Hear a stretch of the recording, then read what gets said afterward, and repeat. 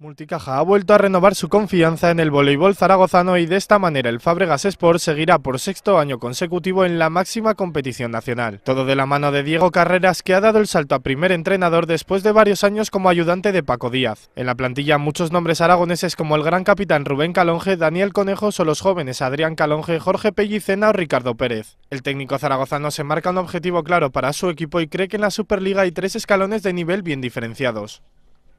Pues como ya he dicho, la permanencia, cuando la consigamos, pues si todo va bien y somos capaces, ya que es una liga de 10 y se clasifican 8 para la Copa, quien no puede soñar por intentar estar en la fase final de la Copa del Rey y a partir de ahí hacer la mejor clasificación posible, sabiendo que el objetivo máximo y un éxito sería la permanencia, por supuesto.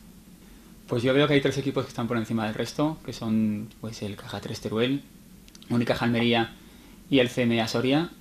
Luego yo creo que hay un escalón muy grande entre estos 3 y el resto, que quizá pueda haber dos equipos que también estén en un nivel intermedio, como puede ser el Cajasol y quizá si tiene suerte con los fichajes y acierta al final, pues igual Vigo. Y luego nos encontramos con el resto de los equipos que vamos a estar en un puño. Por su parte, el director general de deportes de la DGA, Félix Brocate, ha querido elogiar a la entidad zaragozana por su gran labor hacia el deporte de la comunidad. Es un club que, como bien ha dicho el director general, trabaja con la base,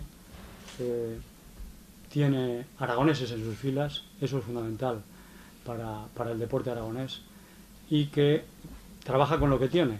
Es un club que está totalmente saneado, es un club que no tiene ninguna deuda en estos momentos. Multicaja Fábregas Sport volverá a compartir duelos con otro equipo aragonés, el Caja 3 Teruel, en la Superliga de Voleibol.